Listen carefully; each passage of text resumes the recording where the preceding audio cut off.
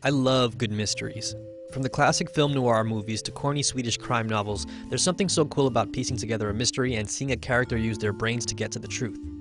A Case of Distrust is half adventure game, half visual novel where you find clues, talk to people, and try to make connections based on evidence you collect in your handy notebook.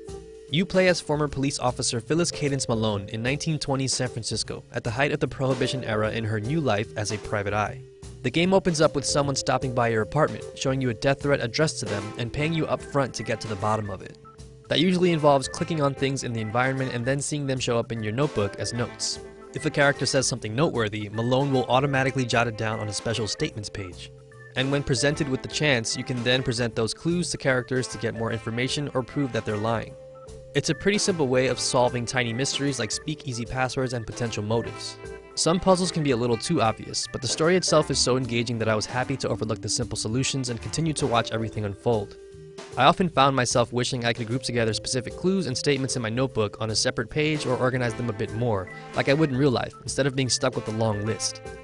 A Case of Distrust follows in the footsteps of one of my favorite DS titles, Hotel Dusk, and matches it up with the gorgeous minimalist art style that always feels great when moving from scene to scene or watching a character move. The game's designer, Ben Wander, says it's inspired by the work of legendary graphic designer Saul Bass, whose work you've definitely seen in posters, corporate logos, or even the title sequences to classics like Anatomy of a Murder. For a game about interacting with people though, I did find the absence of their eyes a bit weird. You can still sort of get a general feel for things like smirks and scowls, but there's something about looking at a person's eyes that really tells you so much more. In order to get around in the game, you take cabs back and forth and have the option to chat with the drivers. Sometimes they can be pretty innocent chats about new TV shows, and other times they're pretty heavy-handed commentary on things like democracy or historical preservation that are clear references to things that are still going on today. A lot of the conversations make you pick a side of the argument, or just opt out altogether. Like a lot of real-life cab rides, I occasionally found myself opting out altogether just so I could get to where I was going and stay focused. I wish the chatter actually had more to do with the plot at hand instead of working as set dressing, but I could be missing something. I'm also impressed at how the game incorporates racism and sexism, which are both tough to avoid in a game set during that time.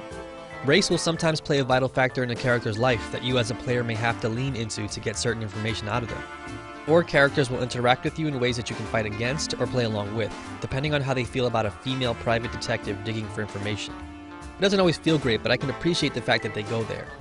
That said, I want more games like this, especially with these kinds of soundtracks. It's like a gripping mystery novel that's hard to pull away from. It makes me easily lose track of time. It's a fun pulp detective tale, where you deal with criminals, murder, and trippy sequences that dive into a bit of Malone's intriguing backstory. I think if you're an aspiring gumshoe or like untangling mysteries with really stylish presentation, definitely give this game a shot. A Case of Distrust is available for PC and Mac on Steam.